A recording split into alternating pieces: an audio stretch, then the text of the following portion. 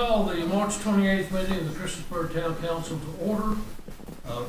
And as we normally do, we have a moment of reflection. But I'd like for those here and those that may be watching to remember two citizens that passed away over the last week that have been very, very influential in this town. One of them is former council member Ann Carter, who passed away at the age of 92. But she passed away. According to the family, there will be a private, family-only graveside service on Saturday. So we'll keep our flags at half-staff until Sunday, Monday, whenever you get in. And the other is a lady with the name of Donna Christian.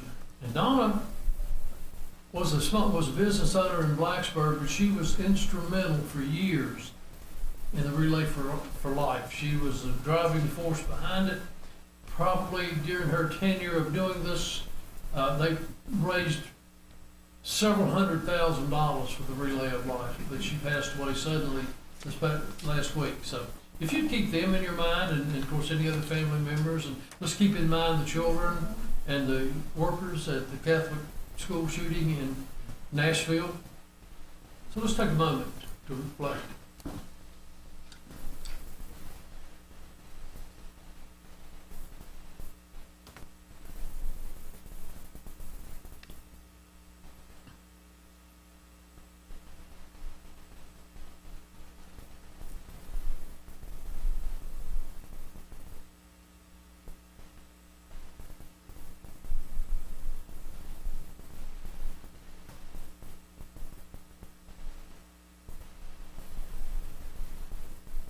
Thank you.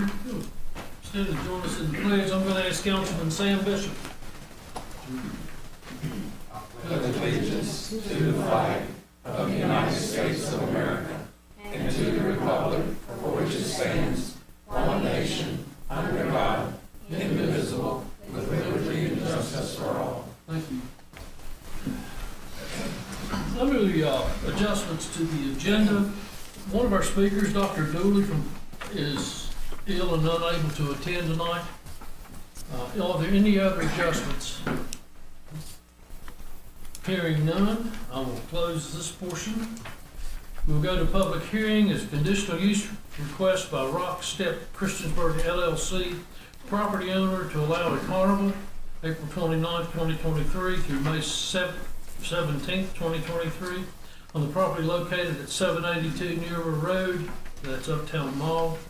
The property is designated as business commercial for future land use map, Christiansburg 2013 comprehensive plan. Anyone here to address this? Yes, sir.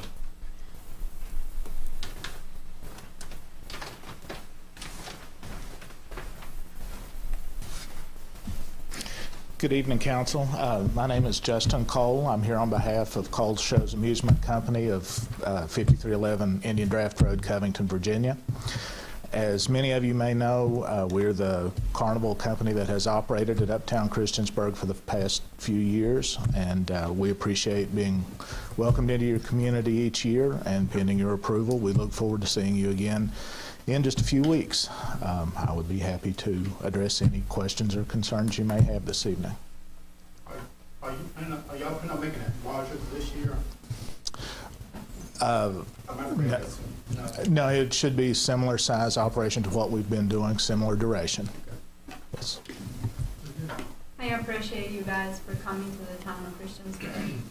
It has been an enjoyment to come to see you guys every year, and just it's so much fun. So thank you. Thank you. Any other comments or questions? Thank you, Justin.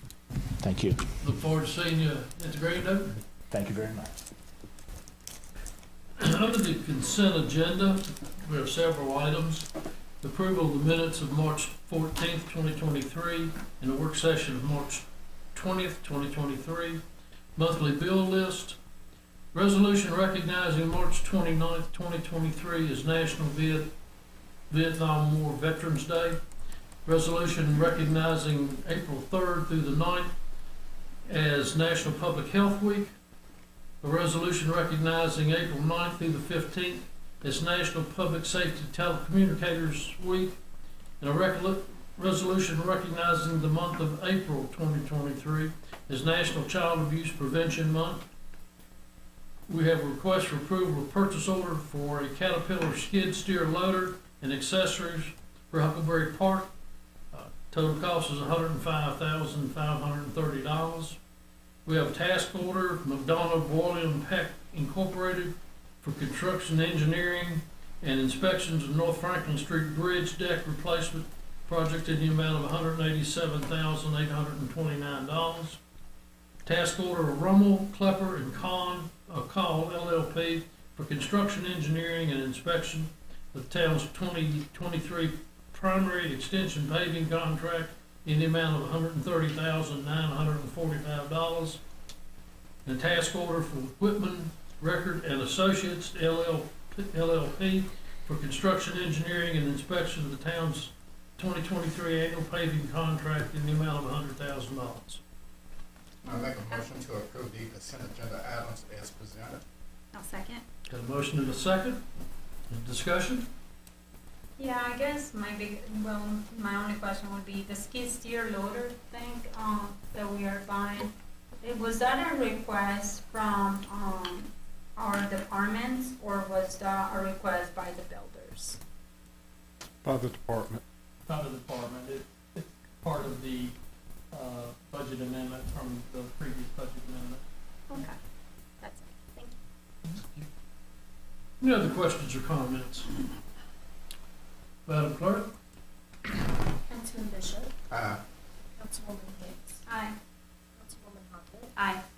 Councilman Jenkins, Aye. Councilman Showalter, Aye. Councilman Wilson, Aye. That is 6-0. Introductions and presentations. Finance Director Valerie Tweedy to present fiscal year 2023-2024 budget. You got 4 minutes. Well, I handed them out. That's close enough. Thank you.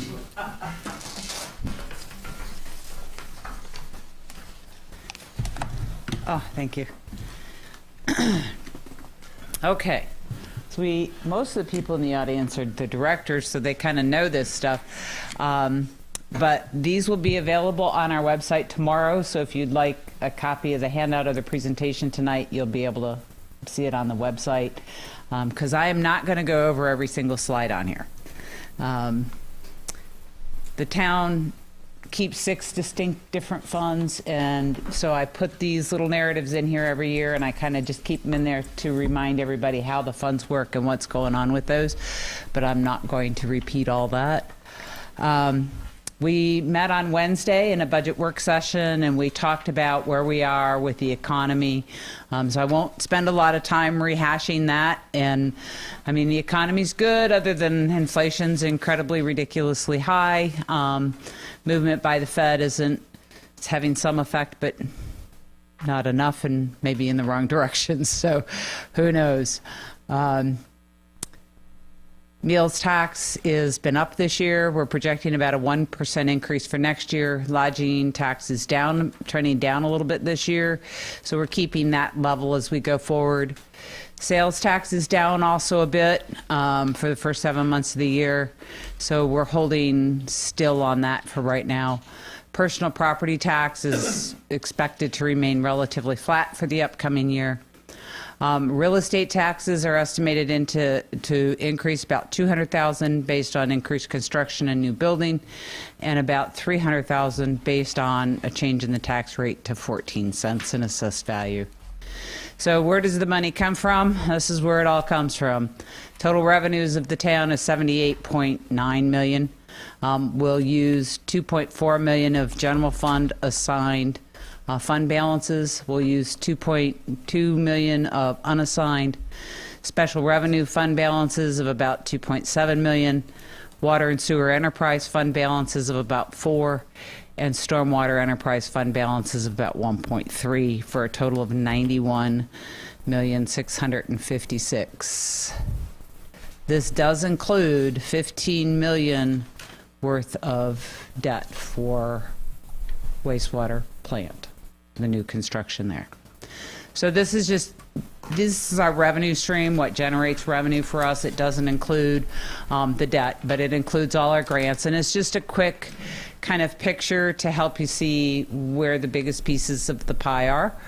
And pictures just make things easier to understand sometimes. Whoops, sorry, my finger stuck. The use of that $91 million is general fund operations will be almost $34 million. General fund capital is $4 million. Cemetery operations and capital is a little over $300,000. Capital projects is $11.8 million. Over $9 million of that is being funded by grant funds, which is huge. Special revenue operations in their capital is 4.7. This is primarily the biggest chunks of this is the EMS third-party recovery, and then the ARPA funds is the biggest chunk of that money. The rest of the special revenue funds are pretty small. Water and sewer operations is $9.8 million. Water and sewer capital is $23.9 million. This includes the $15 million in debt, the VRA loan.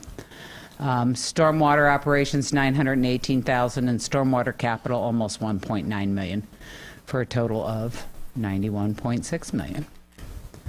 And again, there's just a little graph chart that makes it a little easier to understand where the big pieces of pie are, where our biggest operational costs are. Water and sewer are huge. And that's the revenue one. I went backwards, sorry. Water and sewer. Stop 1 second on that. Mm-hmm. So you have the revenue for this year will be 78 million, actually almost 79 million.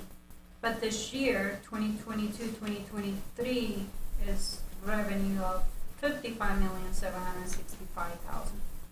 Are you getting over $23 million added to the budget this year? A lot of it's the grants, and increases property taxes, meals tax revenues, sales tax. It's not, and part of that does include the debt. That the 78 does not include the debt. The 15 million in debt. That's where it comes from.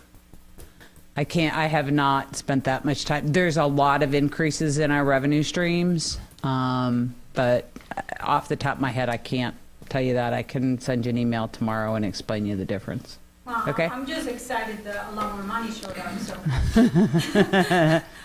Well, there's about 12 million in grants, potentially more than that. Might be 14 million in grants, which is higher than last year. But because even last year, I mean, we had grants too. Yeah, but we've got a couple really big ones this year. So I'll break it down for you and I'll send you an email on that, okay? Please do, thank you. Okay. So in the budget, what's proposed is a real estate tax increase. The county's reassessments were up in property values 23.55%, which we're allowed by state to have a 1% increase without adjusting our tax rate.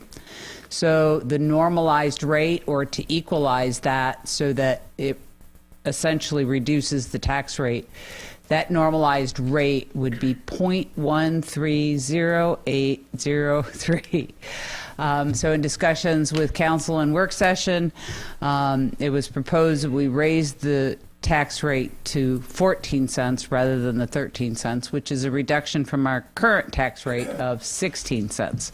So now if we've absorbed all that, it was 16, it's down to 14.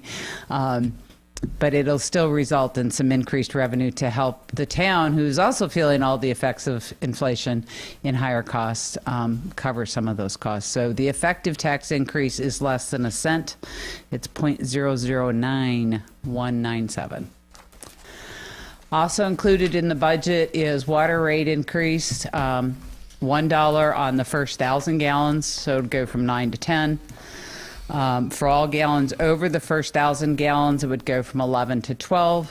And for gallons over 50,000, it would go from 8.25 to 9 per 1,000. So Um, I stop you for a second? I thought my understanding from that budget meeting was gonna be that the increase from $49 to the $10 was gonna be for the county. That's for all the town of Christiansburg citizens? mhm. And I guess who voted for, well, there was not a vote, right? So who actually approved the increase?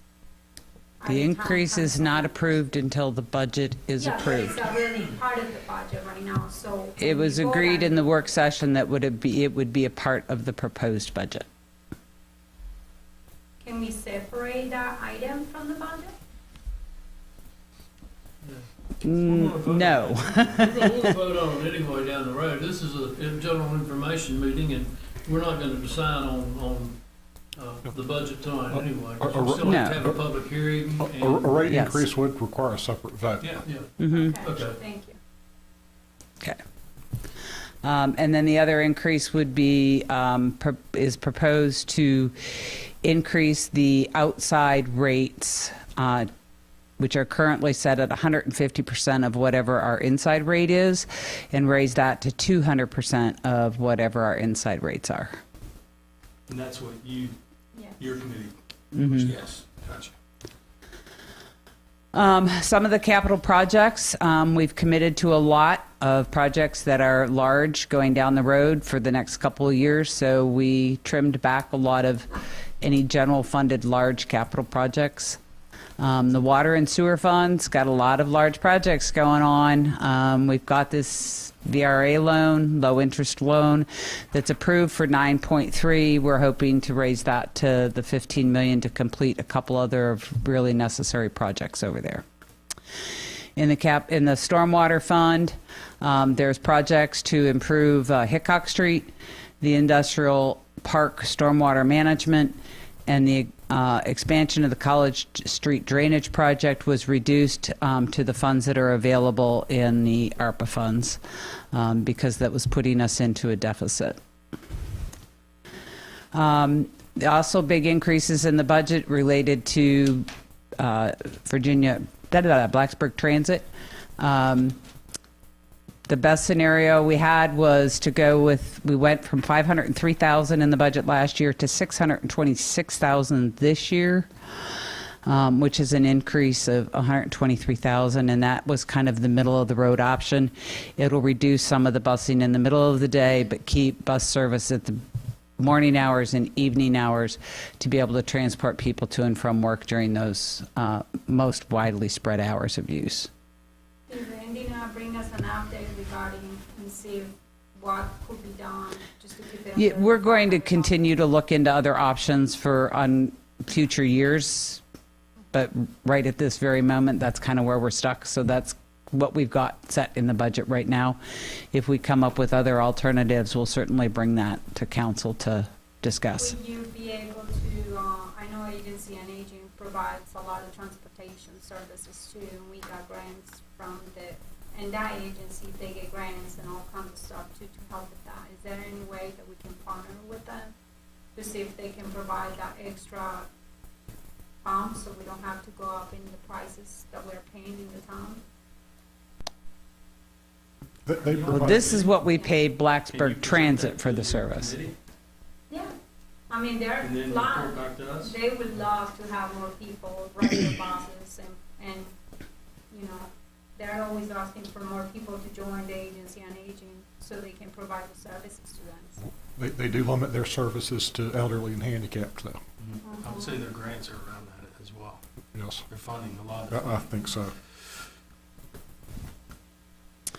New positions, there were 7 new positions requested, another additional full-time custodian for aquatics and a special events coordinator. The fire department requested a full-time firefighter and 1 administrative position, assistant, and rescue requested 3 MS positions. The recommendation at the work session was for 2 EMS positions, and council indicated addition of the administrative assistant, and those 3 positions are included in this budget.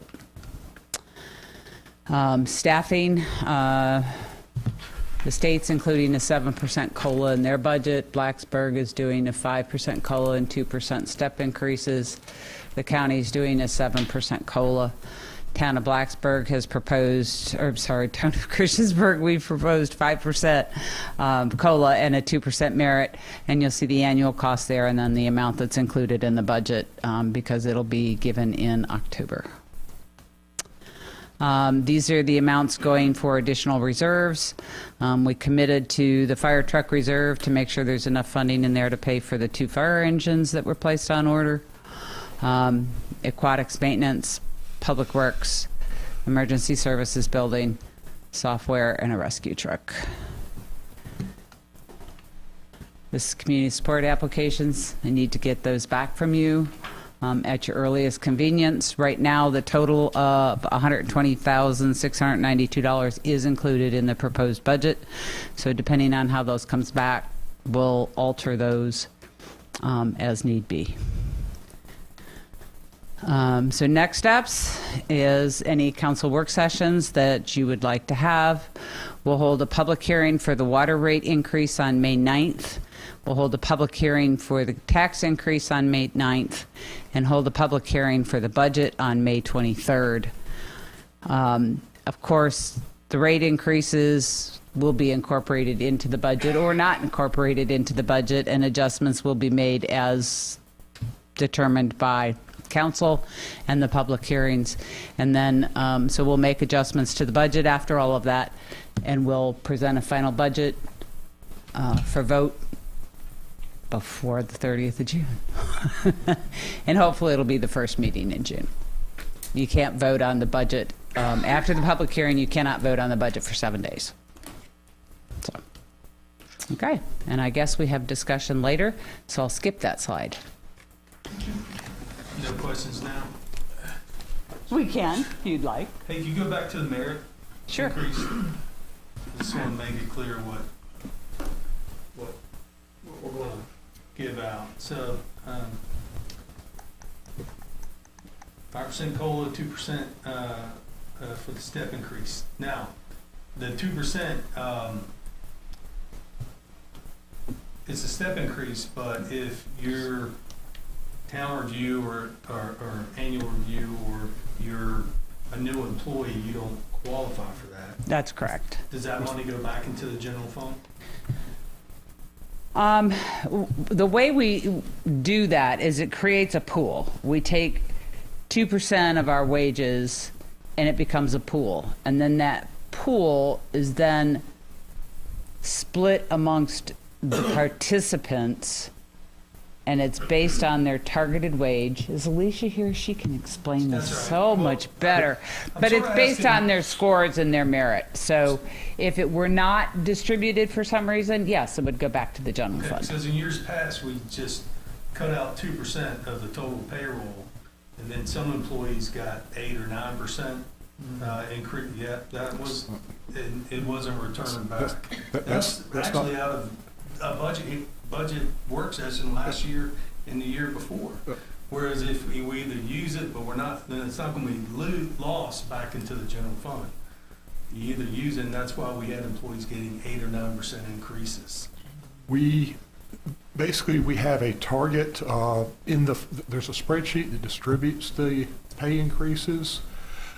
We input the evaluation scores and it distributes it based on those. When we put in a target for top performers, and I believe we had that set at 3 or 3.5% last year. It was 8%. So basically the highest. Well, it's a total 8%. 5 plus 3.5 is correct. 8.5. Whereas you're projecting up here only 5% and 2. The council. 5% and 2%, correct. But if, let's say that 2% is a pool, as Val mentioned. The 5% COLA, everybody would get a uniform 5% distribution. The merit is based on your evaluation score. So if you receive a positive evaluation, if you receive a negative evaluation, you get a 0 increase. Right, but those funds are basically put back into a pool and used for other employees. That's correct. That is correct. To really make this slide correct, you would say and a 2 to 3.5% or 4% step increase. Well, like I say, it's a merit pool. I think the total fund that we're gonna set aside is $305,000. What we said, yeah, correct. How much did we put back last year from that? It probably would have been something along those lines, so it would have been, I guess, a little bit smaller last year because probably 280,000 last year. Yeah. Rough guess. Well, the size of the pool last year was With- about 280, yeah. With, I just want to with make the sure merit. everybody understands, this is not if, for instance, they take 2% out of the whole pool, and then if it's not used, it doesn't go back into the general fund. It gets awarded to other employees who either had some sort of evaluation. I'm correct, Correct, right? correct, yes. Can you guys provide us again that sheet with all the last, like, I think it was 10 years, wasn't it? Of all the increases and the stuff for the employees? Not for every employee, but just like what was the COLA and merit for a year? Overall. Was that in the budget work session? No. It I was, I didn't think, see it this in the year. last packet, the spreadsheet with the increases, yes, it was in the last packet. Work session. It has the COLA, the merit, and I The guess, last 10 Right. years? yeah, it goes back 20 years, I For the think. town, or I knew you listed. Yes. That wasn't by Actually, you could- employee, that was just your COLA, Overall. Yes. Which is all you need, you don't. Yes. We don't need that.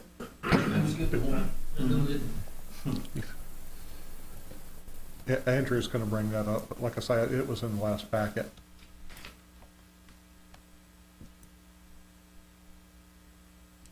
We just go to that folder.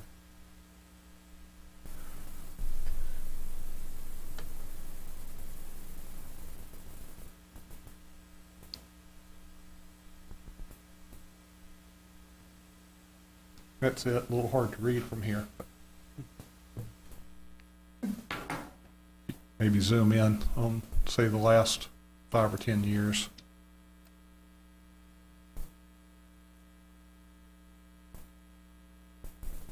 There's basically a 3-year average and a 5-year average and a 10-year average there also.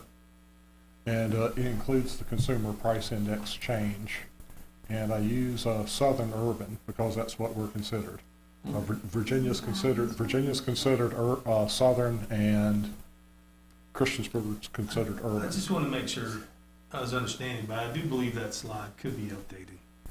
Because it is deceiving to think that 2% would be the max, where it's not. But right It's- here it says 8.6, can you go back? Change 2021 to 2020, go down. On the bottom, change That's the- 2021 to That's the 2020 to 8.6. consumer index. Oh, okay. If you scroll down a little bit more, it gives our average. Is that our average down in here? Yeah, 3-year, 2.3, typical COLA, 2% merit, 1.6 COLA, 2% over 5 years average, 10-year average, 1.6.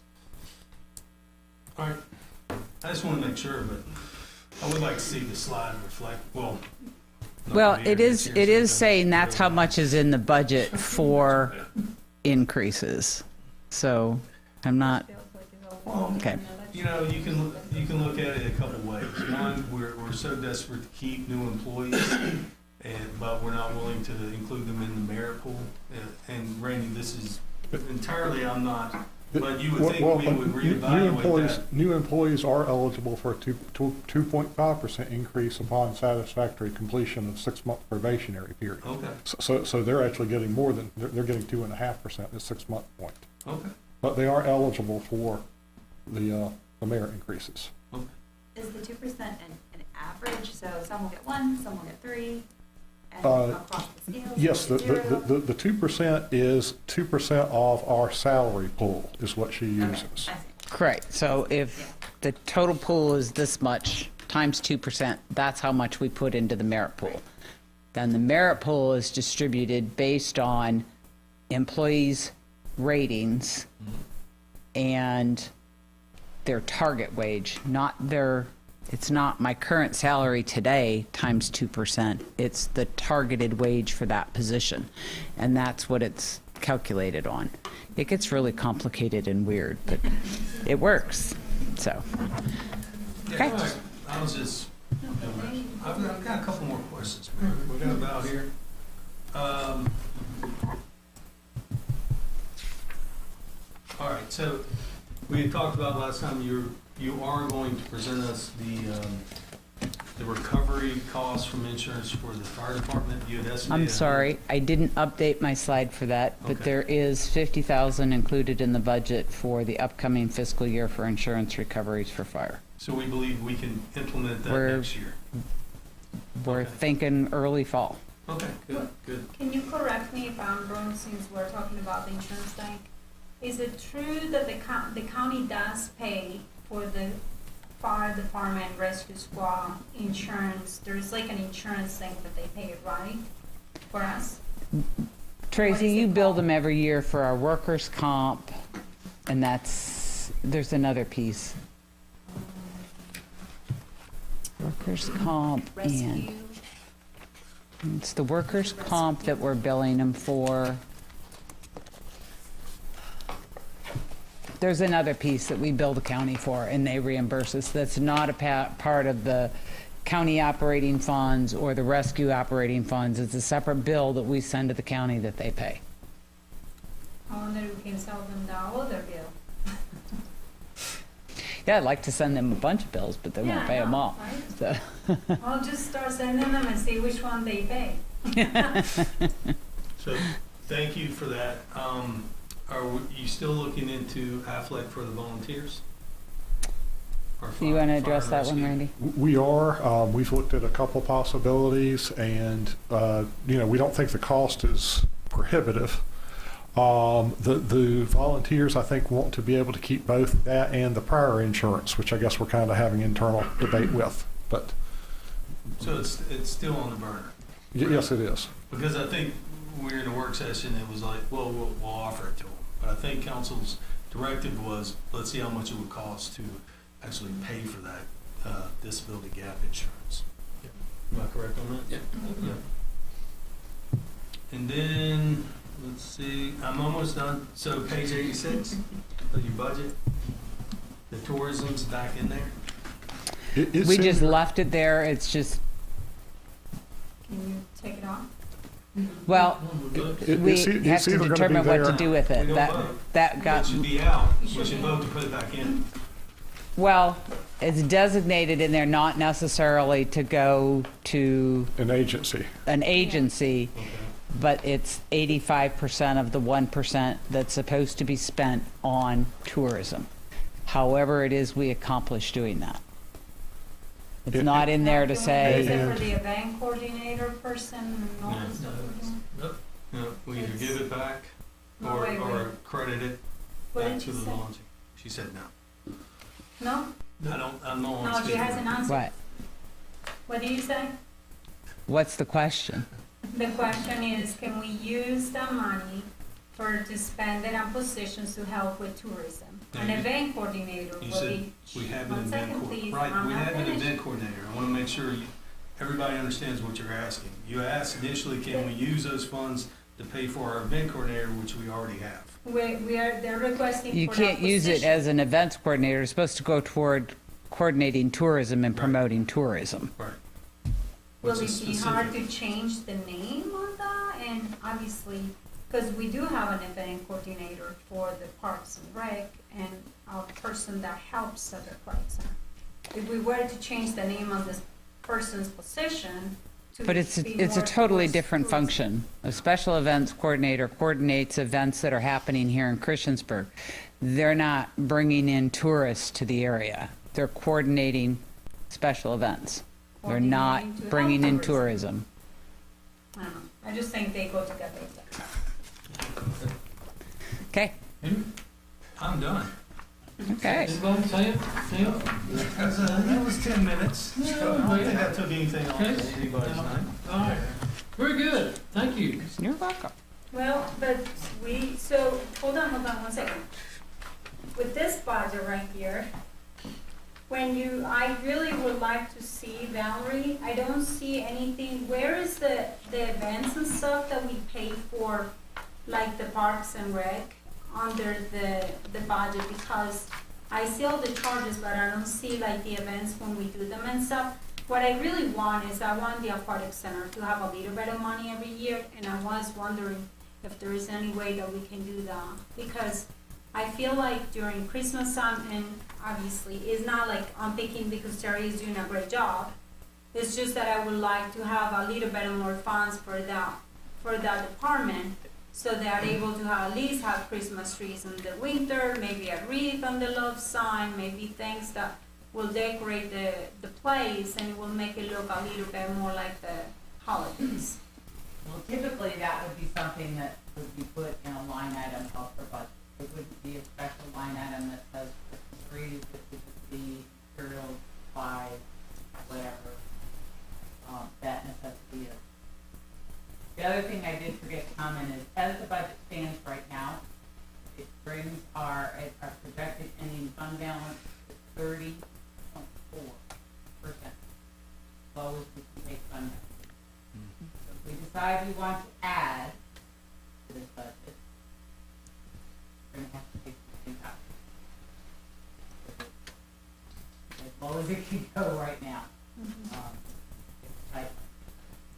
Well, I'm just saying like $5,000 or something like that. It would be really nice to have, so. But I guess put it on the budget. Yeah. Thank you. All right. Randy? One thing I just want to, I guess, draw particular attention to, Val did mention it, but the College Street drainage project is included in the budget, although I want to point out that the current funding would not allow for the piping of the channel, at least not at this point. The funding that's included in the budget would be the upper basin pond and some of the tie-in pipes basically for it. And it would also, I guess, enclose some of the cross-channel pipes over on the other side of College Street, but it wouldn't pipe basically the full channel. Like I say, it would just kind of pipe a section that overflows on the other side of College Street. It would pipe an open section down near the middle school, and it would pipe the pond area itself coming into the pond, and a little bit of outfall for the pond to the channel. But the vast majority of the channel still wouldn't be piped. It would drastically reduce the flow in the area. The pond is, I guess, estimated close to 1 million gallon pond, and we think that would accommodate a 25-year storm. So, potentially, unless they have over a 25-year storm, we wouldn't expect them to necessarily have a flooding problem. Although, of course, you do get occasionally 25-year storms too. One of the downsides of that too is that there would be a likelihood that the channel might actually stay a little more wet than normal, because the pond basically delays the flow. So while it would definitely reduce the risk of flooding to the houses and exceeding the channel, the trade-off is the channel stays wet longer. So you need to have a fence and everything else with it.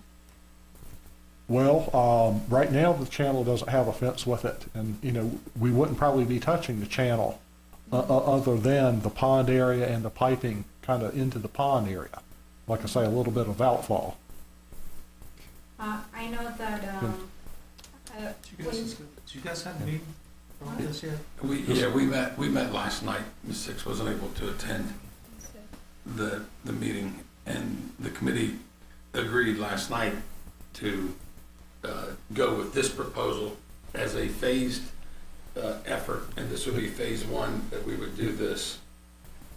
It does not preclude piping the channel later. This would have to be done first, though, because if you pipe the channel first, it would basically just speed the water up going down towards downtown and push the problem further, basically into the downtown area, I think is what it would do. And it's believed that this will most likely alleviate the problem of flooding into houses. The only downfall, like Randy said, is the potential for the channel to have water in it longer as that holding pond releases the water. But instead of having the sheets running into the back of houses, it'll alleviate that issue, at least with a 25-year storm. And it falls within money that we have without having to try to come up with extra money to put in to complete the project.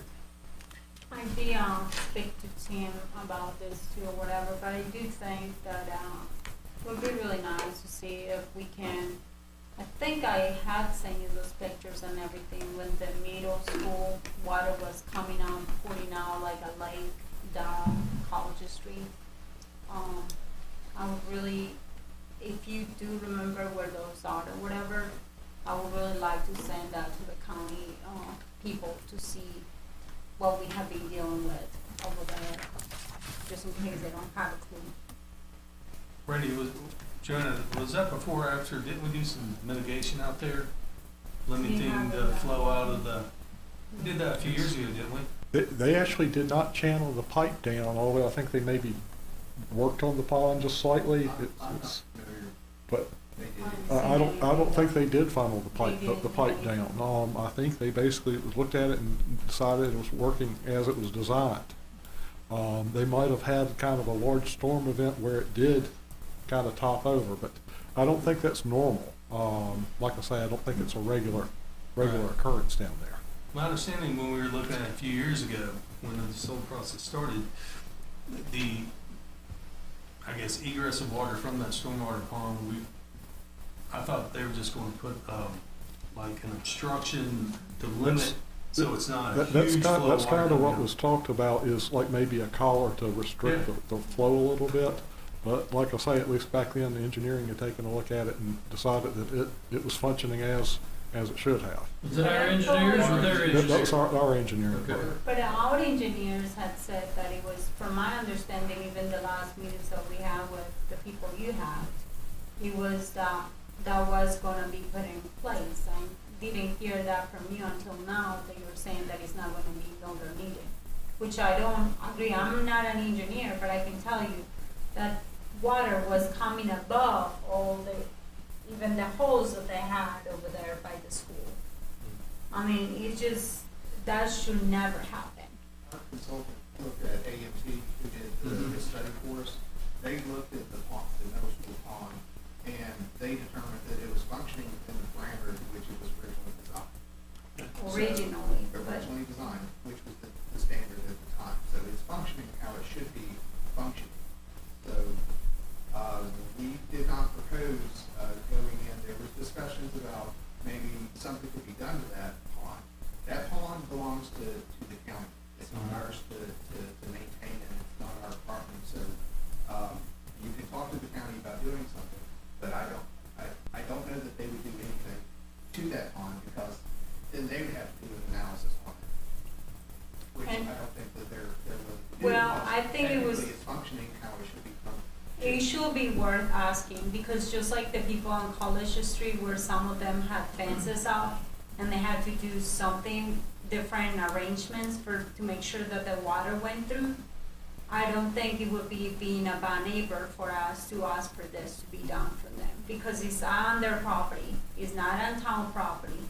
And obviously they did that and they passed, at the time, there were rules in place, but nowadays this is affecting the rest of the population. So I personally feel that it will be in the best interest of us to at least mention it to them, so they have an understanding of what's going on. So the one thing that Randy was mentioning a moment ago was we are going to close in the ditch where it comes out of the pond right there. We're proposing to capture that water and pipe it, and we're proposing there's about a 200-foot open section on College Street that we're also going to collect and pipe with the pond project. So we'll be closing the conduit, if you will, for the water that comes out of the middle school pond. Will be in a closed conduit all the way down to Depot Street, and that's done. But that there goes again. I would really, really like for that to be passed on to the county and get them, if it is their pond and it is their problem that they're bringing to us, it should be at least mentioned to them and see if there is anything that they can do for us. And that's just me as a town council person sticking out for the town citizens. I do have my doubts that the county would give us any money, if it's meeting minimum standards. We just gave them $300,000 the other day to help them with that water stuff or whatever on Falling Branch. I'll follow whatever direction council wants to give me in that regard. Is anybody else in agreement to at least talk to them about it? Ask them. I mean, just ask them. Yes, please. Yeah, just ask them. I mean, I don't know why it hurts to ask them. They can tell us no like they do on everything else, but. Well, it's a two-step process. You ask Craig to ask his board. Right. For their feedback, through him, to you, to us. Yes. Yeah. That's all you can do. And they may even refer it to the school board, considering. Let's just keep They it may trained give on us an us. answer by 2027. It's fine. At least. And the answer is, Not no. But it is worth asking. If you don't ask for it, you will not receive it. Even sometimes we we can ask ask for a lot of no's. You don't get it. We can keep Well, going. they're changing their policy. They're putting 6 police officers in the schools. It's because it's theirs. Yeah, But because it it's is a there. great improvement. We were gonna pay anyhow if it didn't happen, so I'm glad that they're doing something. Okay, anything else in this discussion on the preliminary budget? If not, I'll move on to the committee reports. Street committee? I think you gotta do citizens' comments. Oh, yeah. Let's do the citizens' comment, I'm sorry. You gotta put that stuff on one page. That way we can look through it. Can you make it red? Yeah, can you make it in red and stand out in red? All right, this is the portion of the citizens' comment portion of the meeting, which we encourage citizens to come forward if they have comments or concerns. That you come forward, you give us your name and your address, and you address your questions to me as chair. Would anyone like to speak for council? Yes, sir.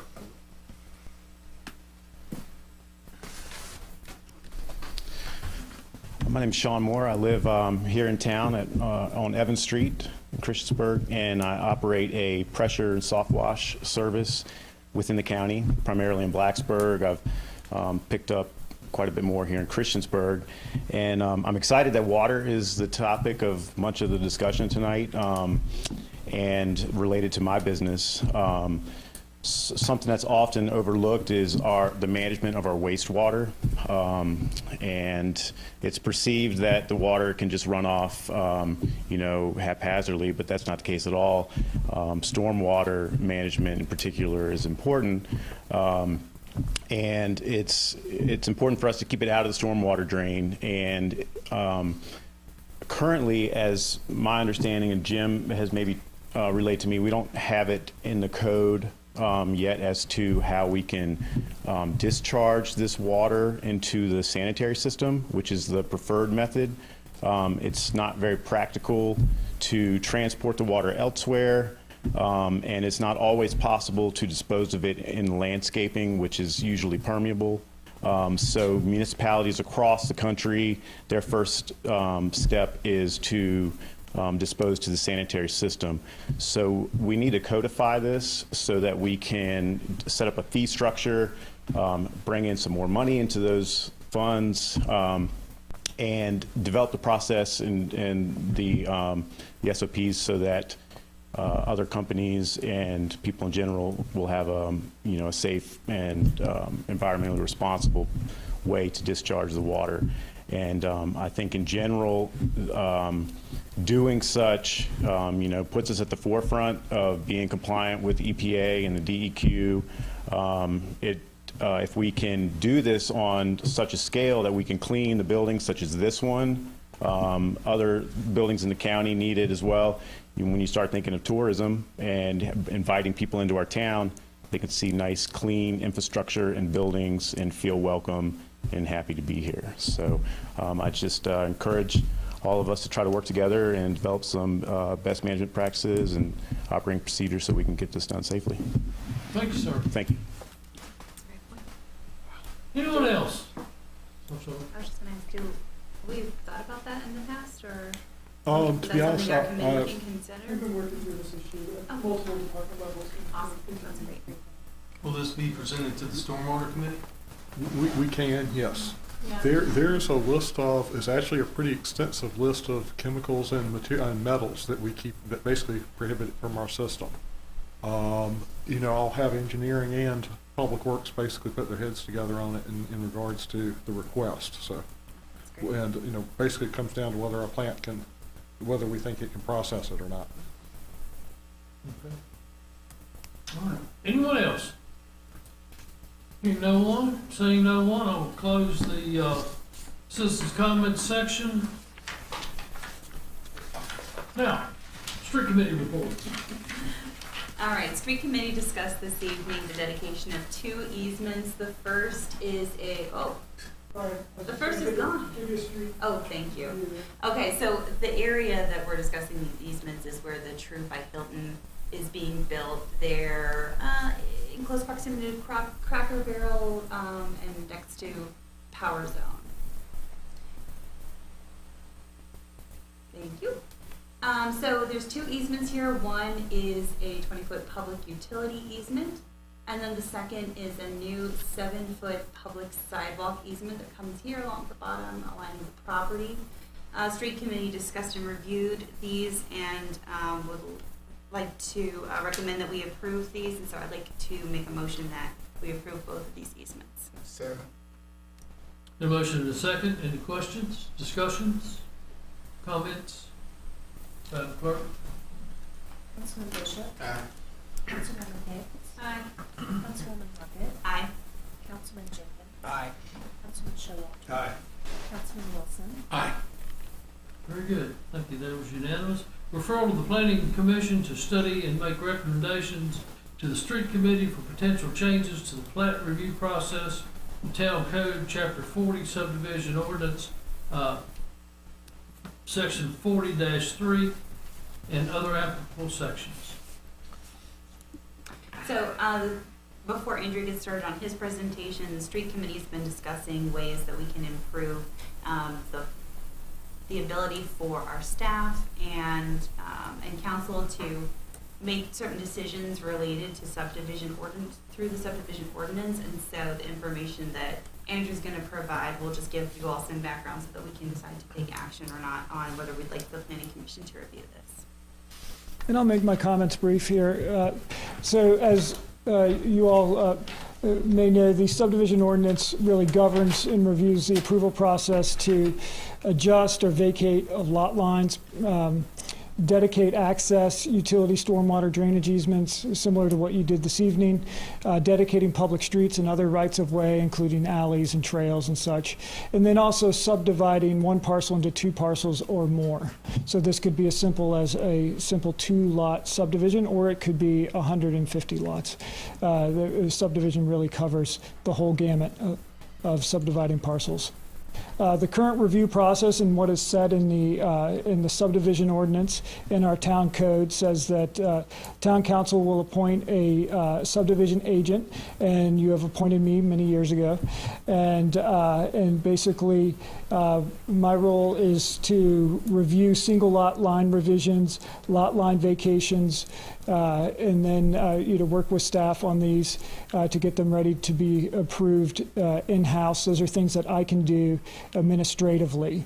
Also, I could consult with the Planning Commission if a question came up on a subdivision, and then also I look at subdivisions and get them ready for town council as well with staff. So we make sure that the subdivisions that come before you meet the letter of the law, and then we bring them to you when they are ready.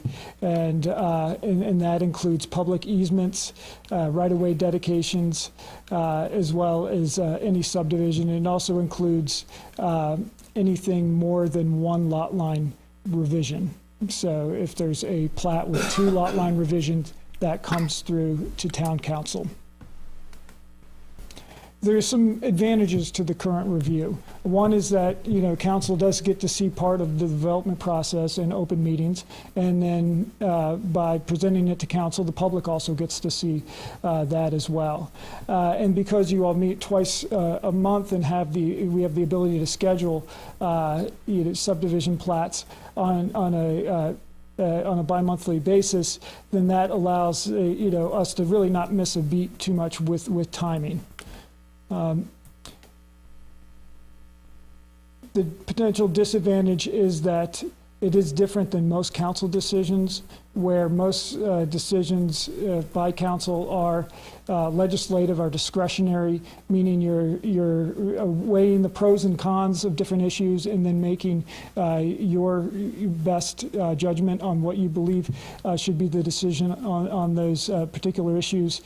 Subdivision decisions are administrative. Basically, if it meets the letter of the standards that we have in our subdivision ordinance, council is absolutely can change by ordinance the standards in the subdivision ordinance, but in any particular case, if those standards are met, then that ordinance or that subdivision plat should be approved.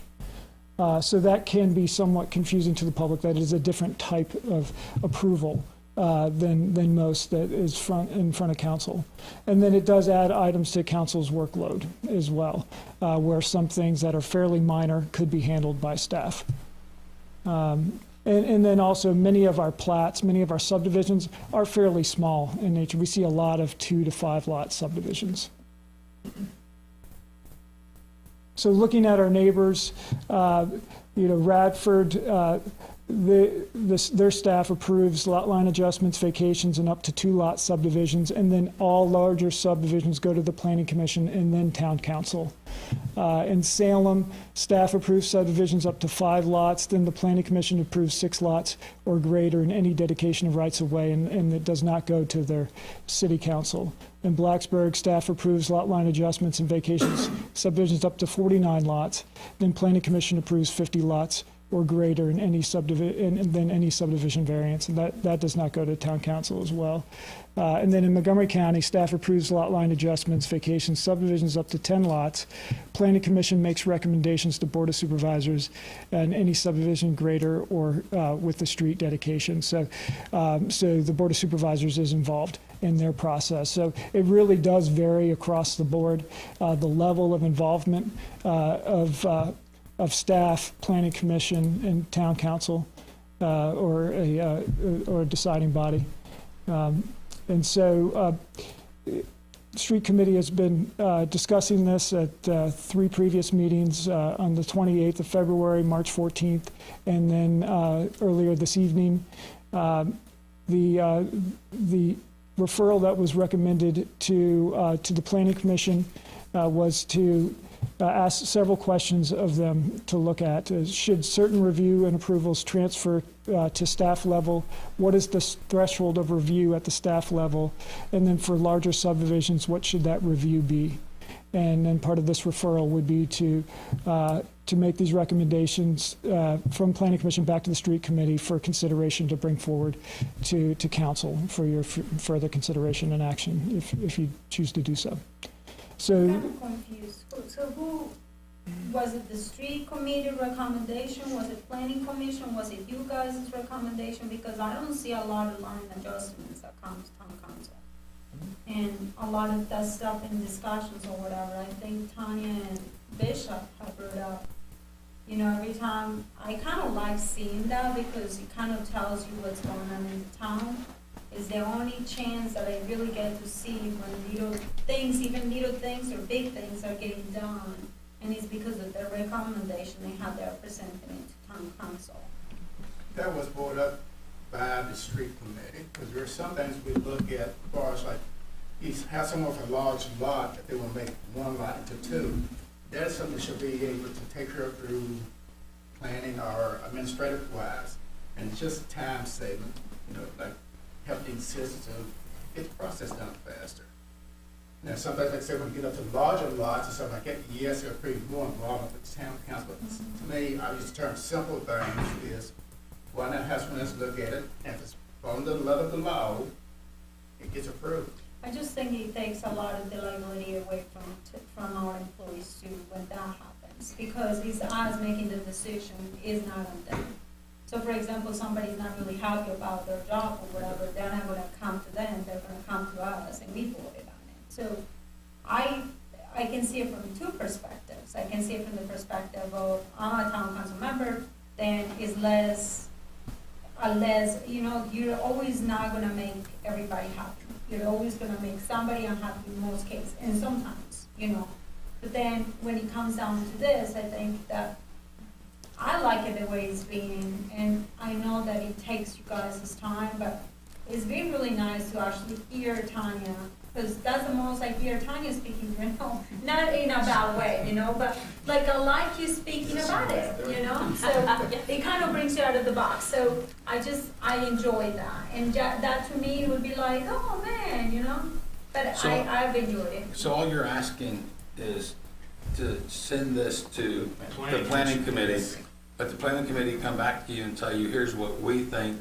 at which point you will make a recommendation to us based off a review by a number of people, and that's what you're asking us for tonight, not to make a decision to change Right. all this stuff, just to allow the planning committee. To have a That's what they discussion. come back with. So, and really this So team. somebody make a motion? It was We can No, further the wait, discussion. she's discussing because That's a I am good point, though. listening No, to you it. are right. Okay. Can we I'll get make a a motion? I'd like to make a motion. Yeah, thank you. I'd like to make a motion that we refer this discussion to the planning commission for a future study to make a recommendation to the street committee for those potential changes to the plat review process in town code, chapter 40 subdivision ordinance, section 40-3, and the other applicable sections. Second. Got a motion and a second. We've had a lot of discussion. Sorry. At this point in life. I got a question for Andrew. Yes, So, sir. let's say we approve it, however we do this, to streamline it, and I get it, why we do it, our neighbors do it, and it's a proven process, and I'm sure we'll come up with our own. But as Joanna said, if you had a citizen who didn't agree with that staff member, that citizen can always bring it to town council. Correct. Am I correct? Yeah, well, the street committee brought this up because we were looking for efficiencies. There's lots of administrative Right. tasks that we do at the street committee level, and then we bring to council to vote. And those are tasks that we think could be streamlined and more efficient if staff had the authority to make some of those decisions. Where that threshold is where we'd like some discussion.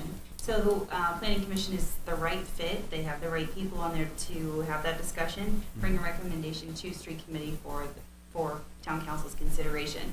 And I think it kind of depends on what their recommendation is on how much view council has on those items or how much view the public has on those items.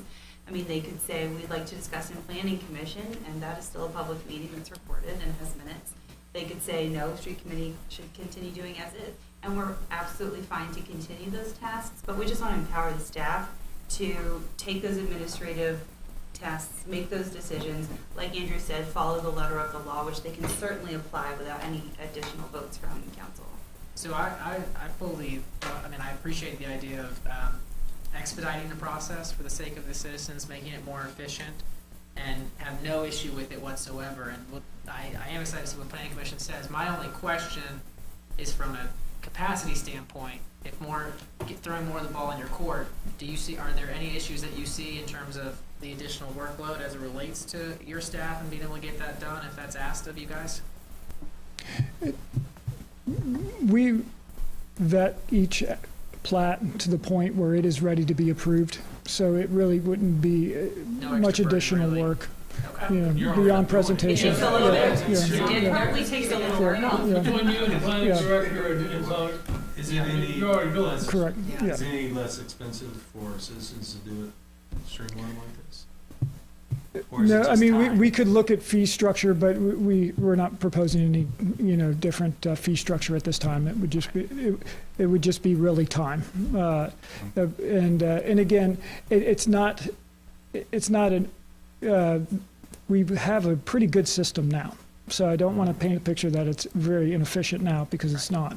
But it would allow staff to schedule its workload a little bit better around, so it wouldn't have to be scheduled on a 2-week basis around council meetings. We could, if we have time, say in a week, where we get an application and we could review it and move it on and get it back to them and get it approved, we could, and wouldn't have to wait to the next council meeting. Right. Then in that instance, we would save, some time. Help them out. Yeah. But then at the same time, I like the transparency. Like it just makes it look. I know that you guys do all the work and you just bring it to them and they just, I mean, it's not like, I'm not saying that you guys are not doing the work, but you're obviously just saying yes or not. give it to town council. You're doing the work already, but I just think that when that happens, the process that we have right now is just very clean and clear. The recommendation could be something like it comes back as a consent agenda item rather than, for council action is just as a consent item versus, that I makes mean, sense. they could recommend all types of things Yeah, let's throw potentially. it out there and say so. I have a motion and a second. I think it's been amply discussed. Madam Clerk? Councilman Bishop. Aye. Councilwoman Hicks. Aye. Councilwoman Hockett. Aye. Councilman Jenkins. Aye. Councilman Showalter. Aye. Councilman Wilson. Aye. 6-0, thank you. No, that's a good discussion. Now we're discussing the fiscal budget 23, 24. Did we not beat that to I'm death? laughing at me. Can I ask my questions again now? No. I totally forgot it was on. I didn't look further down. Well, I know, but anyway. I would have saved check for this. Well, that was kind of like good when we have questions you could have Yeah, I'm sorry. later on the agenda. I just wanted to be heard. Is there, at this point, It worked. without going through, we've not seen the budget. At this point, is there any discussion or questions that we have not discussed already? Hearing none, I will close that section. Staff reports, town manager. Been asked to advertise on our town digital signs an event for High School Hall of Fame event. It's going to be held at the high school April 16th at 2 p.m., basically to honor the initial inductees into the Christiansburg High School Hall of Fame. Just want council's blessing to do that since it's not really a town advertisement per se. It's for the high school event. Where do they want to advertise it? On They just where? want to announce that's On what our it is. digital, digital yes, signs. on our Digital digital signage. signage. I mean, if we're gonna do that, can we put it on the webpage too, as one of those little Yeah, yes, we can. banners? I think it's a good thing. Okay. Okay. Just want to make sure you're okay with that. We've also received a request to utilize the town square for Daughters of Confederacy wreath. I know this came up a couple of years ago, and council did say they didn't really have an issue with a wreath per se. I just kind of want, I guess, clarification. You don't have issue with it. They've actually asked for 3 days to do it basically on an annual basis for 3 days, and they were requesting to do it on the, I guess, traditional Lee Jackson Day in January, Memorial Day in May, and Veterans Day in November. I would limit them only to a wreath, though. I wouldn't allow any posters or flags, anything in that regard, if that's agreeable with council. We discussed that quite a bit last year or so, and I think that was kind of what we've come up with, but we we probably hadn't discussed it since the 3 new council members have come on, but we'll let them know what's going on. I think one of the biggest comment that was made, and I think Showalter made that comment, which I actually really enjoyed that time. It's true. He made a comment regarding that as long as everybody else that, felt that they wanted to have like a wreath or something down there, that were able to do so as well. Wasn't that something about that? I don't know if I said that, but I would agree if any But- organization wanted it. Yeah, so. But I think it would have to come before council for permission of that. Yes. I mean, they're agencies, organizations, and yeah, we may not want to have posts there, but I would say, my suggestion is, any of those requests that you get would come to Randy Yeah. for your decision. I do like the no signs on it, that kind of just, Like I say, going forward, I plan on letting them have it those 3 days simply for a wreath. But And I think they're asking for that to be, approval to be continuous. granted over the next several years. They are, they basically asking for permission to do it here going forward. Unless there's basically letting you know, unless there's an objection from council, I'll give them the permission going forward. So, I don't think. but I do, like I say, I do plan on limiting them to a simple wreath, no flags, no posters, nothing like that. Yeah, they have done that before, and I think they have complied for the most part. Does it always come before council, or is this a couple of years ago? I've heard it every year. Do we have any, is there a written policy about it, or is it just? No, been asked? there really isn't. Has there been any organization we've turned down? Well, I guess that's up to town council's discretion. In your case, Historically. yeah, Not that I know of. well, prior to that, yeah, it's very rare. Yeah. Okay. But it would really be, I guess, do you have anything in writing somewhere that, you can just pass to them?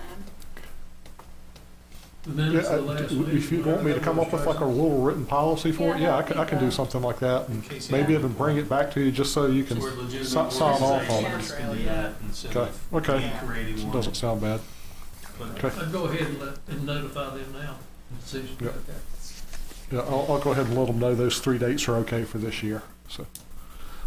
Had a request from the Montgomery Museum for an event. It's an arts and crafts event they're having on April 28th and 29th. That's a Friday and Saturday, from 12 to 7 on the Friday and from 10 to 4 on the Saturday. They are wanting to use basically the town square area there in front of the museum for the crafts displays. And, it's our property. Town council's, if it's, I don't have any issue with it if town council doesn't. That's on a Saturday and a Sunday? It's a Friday and a Saturday. So how does it work with, and I know I'm not against any of this, I think it's fabulous.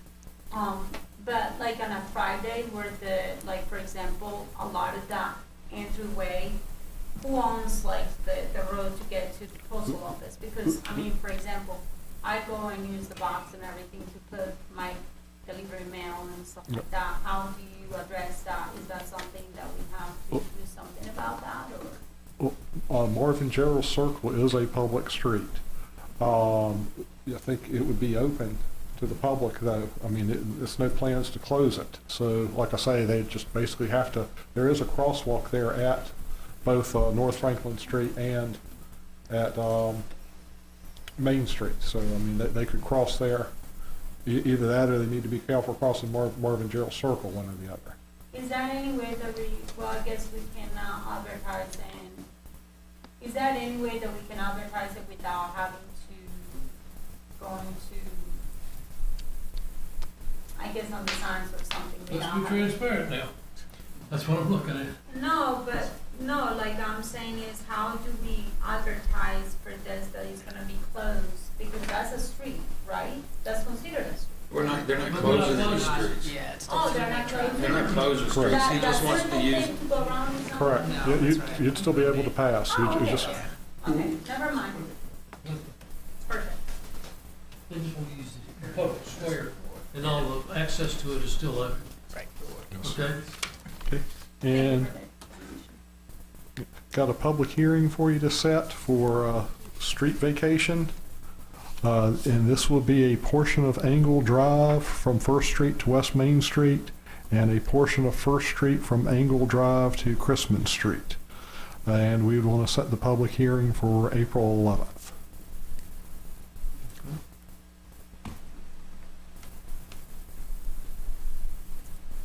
All right. That's all I've got. All righty. If you're agreeable, we'll set the public hearings for the budgets and things as Val had on the screen. Yes. Good. And work sessions if needed, is that correct? Yes. And I don't know if you would desire a work session in April. Do you want to talk about that yet or wait?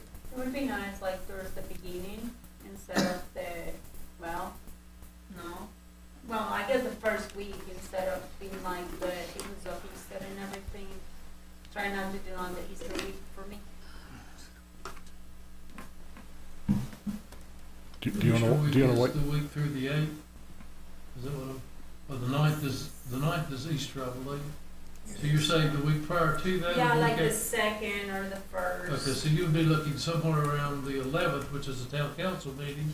No, I was looking at, that's March, hold on, I'm sorry. You got the calendar up on the board? Don't look at it.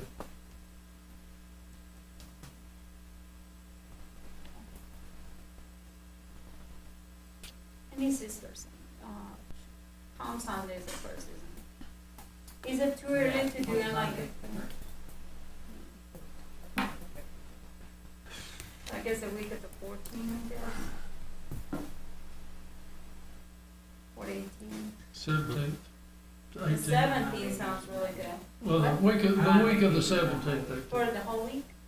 Well, I mean, during that point in time, we can pick, I would think for consistency, we would stay with the Tuesday, if at all possible, The 25th. which would be it would be the 18th. But she's not here for that week. Well, no. That ain't happening. Yeah. Okay, there you go. So then we back up. Do we have a meeting on the 25th? Yep. Can we meet on the 24th, or will that push it? There's an emergency services committee meeting at 5:30, but But we can meet at 6:30, can we? How For long 30 do they for 30 take? minutes? Oh, no, that's right, it's on Monday. How long do they take, typically, emergency? An hour. An hour. So 6:30, would that work? 6:45? It'll So give what you are the dates 15 that you're minutes to going get again? here. Yeah. I'm gonna be gone Oh, okay. April through the 24th. Okay. So 6:45 on the. Well, she's gone on the 24th. She's gone that day. Ooh, Valerie, she's on vacation. when do you come out? She just said that she'll be back the 25th to work, the next council meeting. To the 26th? So, would you, let's wa- play it by ear until the 11th, and we've had time to look at the budget. And I'm sure we will discuss it some, have time in the council meeting to discuss the budget. And then we'll need it to determine, is there a need for another work session? Does that sound agreeable? Yes. Okay. I'm okay with it. Great. Very good. We, Mr. Broughton, Nothing to report, Mayor. Thank you. you don't ever say anything, just send a bill every month, man. Ms. Tweedy, you got anything else you want to add to this? No, I'm good. Any of our other department heads, staff? Very good. Town council reports, Mr. Showalter, nothing to report. Mr. Bishop. Yes, on your dash, you have a bulletin that the tourism has put out. Keep in mind, this is just a draft copy. So if there's any corrections or additional information needed, either let Brandy know or myself know, and we'll pass it on. They do have a website which is more up to date than these bulletins are, but this is just something that they are currently working on, and that's the information. That's all I have. Do we still have these that we created with the town? These are Yeah. newer. I know these For aren't. the town. Town still has their Yeah. little travelers, right? Yeah, we have our version. Huh? Yes, sir, we do. Okay. Good, very good. Okay, Ms. Hicks? Yeah, I wanted just to give a shout out once again to the 41 Copperheads. They won the Chesapeake Glen Ellen event, #1. Again, first place. Awesome. And then I wanted to just make a comment for Randy to see if he can help me or help us, or maybe I feel personally, in my opinion, that we should create some kind of code to help with graffitis and vandalism in the town. So if your building has some type of graffiti, create something that I know is not your fault, but maybe create something where the homeowner or business owner can possibly work with the town and see how they can alleviate the problem until, hopefully it will be that somebody will pay for the damages if someone does it. But then I hate seeing the graffiti around town. Like, I hate seeing it. Family How Dollar many- has been fixed. They painted it over on Family Dollar down here. Yeah, It's been but painted. I know. it's, if you go around, and I don't wanna say the business names, it's really sad. And it's not just that, but houses that are vacant. And that just, once you start seeing that, it kind of creates that atmosphere that it's okay to do it. Well, who, you have to catch the person that does it, right? And then, it's a side, it doesn't matter what ordinance we have, and, Assistant Chief Ramsey, it's up to the judge to award any, isn't it? The court, yes, sir, the court could order restitution to cover the cost of repairing But you have to catch But it. it wouldn't be immediate. One of the things, and Andrew and I discussed this afternoon after an email that I got about, we can't come on private property and alleviate the graffiti or anything else. However, I think we are discussing, is it quite possible after proper notification to the property owner, and it's not done, then we do it and charge them immediately for the work. We're just in the discussion part of it now, but there's a lot of things that I know everybody wants the town to look good, no question whatsoever. But there's certain restrictions that we can't just walk on there and say, we're gonna paint it over. Is that what you were asking? Grant program to help? Well, businesses I paint really over want graffiti? to help the business owners, so I just don't wanna make it look like, hey, now you're gonna be penalized because of somebody doing something to your building. That's not my intention. But we're not the ones penalizing, right? It's just. We're not doing anything right now. So Right, so what do you want us, what do you propose? what I want us to do is look for ways of remediate this. And maybe the way the town can give some money out for these people, and then hopefully these people will be catched and we can get the money in reimbursement, but I How don't. would we, right, well, odds are you're not gonna catch them. Well, but let's just say you did, you'll get, but if you It's up to don't, the judge. but if you don't, maybe we can create something where we'll give the homeowner or the business owner $50 for paint or something, I don't know. Maybe to help them alleviate the problem. Well, we could fine them $250 for not doing it. That certainly $50 worth of paint would probably save them some money if they buy it. But I mean, it is not, it's a problem that is getting a little worse and worse as we go down the road. And I think the proper notice to the property owners and the building owners, to put them at notice that, hey, here it is, you got 2 weeks. And at that point, now this is something we'll have to pass as council. At that point, or 2 weeks or 3 weeks or whatever, then at that point, we're gonna do it, but we're gonna charge you $150 or above the cost of whatever it takes us to fix it. So give them an incentive. To me, if I own a business and somebody puts something on a wall, I'm gonna walk out there the next day and fix it. Paint it, do whatever I have to do to it. So, there needs to be some type of a notification system, and it's the same way that I've talked with them over the years. We have neighborhood services coordinators now, which are the ones that help with the junk and this type of stuff. But what we're finding is we'll have an out-of-town owner, and so you need to mow your grass. If not, we're gonna mow it and charge you $150. And they usually say, well, it's cheaper for you all to mow it than me. So there needs to be a step of penalties, if we notify you with a certain period of time. If we have to notify you after that period of time, it's a X number of dollar fine. Let's say it's a $200 fine. If you still don't do it, the next time we go a $400 fine until they get the job done.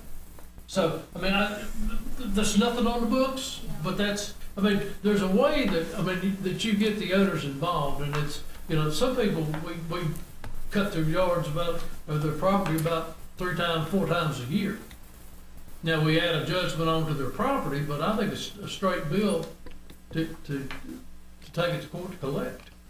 We had, personally, our business got affected about less than 2 years ago. We had to spend over $5,000 because people decided to come and vandalize one of our storage, well, it wasn't even storage, it was the laundry room for an apartment building downtown. But, for us, it was important to get it fixed right away. Did we ever get money back? No. Do we think that the people, I think they did get hope, but we didn't get no money. But here is the thing, I think we should just have a lot of pride for what we have, and like you're saying, the problem is that sometimes it's corporations that own these buildings, and how do you make them work when they have a notice on their door? Well, Well, you put the notice on the door, but if it is a company, a commercial property owner in New York, I mean, you put the sign on the door, but you have to send them a public notice, to do that. I don't know, I mean, other than requiring everybody in town to put up a security camera around their building, I mean, that's the way you're gonna catch it. And we've been fairly fortunate, in some of our public areas to be able to apprehend some people. So where are we going with this? That I would like Randy to look into this and which ways can we resolve this problem, so we don't have all the rest of the businesses or other places, obviously, with graffitis that we have to look at every day for months. I'd like to suggest we let Andrew and Jerry Henline and Ben Tripp look into these things, because Ben is in Salem. I'm sure they've done things like that in the past, but I mean, we don't have the staff to go by and repaint somebody's building every 3 days. You agree with that, Jim? Yes, sir, I agree. But I don't think we have the funds to do that either. This is a huge Pandora's box. Yeah. If we just start giving people money for not doing anything to their personal property. But is this something that should come before a planning commission? We could take it before planning commission. There's actually a Code of Virginia section that does allow us to go onto their property to paint it. We would have to still give them a notification to do it, and we would have to adopt an ordinance to do it. How can you recoup our funds if somebody's just not going to do it because the town's going to do it? Well, we could bill them for it. If they don't pay the bill, we could place a lien on the property. You can eventually sell their property to collect that money. Yeah. So, and I don't think it should be a little chicken feather fine. I mean, we're going to have to go in there and do it, and we need to hit them about $500. You can have, as you mentioned, a mowing, you can have, and essentially when we mow, we don't charge any administrative fee on the lien, and we could. I think Radford City, I believe, charges $150 administrative fee every time they have somebody's yard mowed. So. Or if they have to go back. I think that if this is becoming an issue, I think that we should at least look into it, and probably even look at putting a little more teeth into our graffiti ordinances, maybe if they are caught. But again, I can't imagine. We're at the mercy of the court system. Yeah, I can't imagine a judge if we made it too stringent doing much with it. Have you seen them? They're all around downtown. They're by the main street, they're over there by, obviously they were by Dollar General, they were on a whole bunch of other Christmas stores and a whole bunch of other buildings that Well, PD, I'm sure you guys are doing a little bit extra checks now. Yes, sir, and we did actually catch the people that did the Fort Leon. Oh, are they out there painting right now? The trouble typically is that it's juveniles. Mm-hmm. So you go through the juvenile court system, sometimes there's restitution orders, sometimes there's not, but it typically doesn't hit the kids either way. If there's restitution, it goes back to the parents, and collecting it is hit or miss for the court system. Okay, thank you. And then I wanted to say too, you know, obviously because of the last meeting and stuff, but Richard Dave Korn, obviously he passed away several weeks ago, and I just, you know, he was a very important member of our town as well, so I just wanted to give. And I think we mentioned him, I believe, in the meeting. Okay, Ms. Hopper. Nothing to report. Mr. Wilson. Andrew. Andrew. Bam. So Thursday, not to beat the fact that we beat everybody in the New River Valley's butt in chili cook-off, but Bull and Bones has agreed to do a fundraiser for our fire department, and all proceeds, so our fire guys are going to cook the first batch of chili at Bull and Bones, and they're going to serve it from 5 to I think 7:30, 8 o'clock. Anyway, every bowl of chili sold, the money will go 100% to the volunteer fire department, and then as a further part, Bullet Bumps has agreed to leave it as a part of this recipe as a part of their spring menu, at least, and still provide proceeds to the volunteer fire department. And we're gonna kick it off Thursday at 5, so stop by Bull and Bones and taste some rockin' first place chili. And that is the original cookie, the original recipe? Yeah, it's gonna be the recipe that won the chili cook-off. You're gonna stir it 7 Counterclock. times one way Counterclock. and 1 time, the 8th We're time? not telling you all the secrets, Mayor. Tim's got it, buddy, okay. Protected. Very good. Mr. Jenkins, Nothing to report. a few awards from the museum recently? Yeah, it's a couple statewide recognitions, so we're quite pleased. Congrats. Yeah, thank you. That's very good. All righty, is there any other business to come before council? Hearing none, we are adjourned.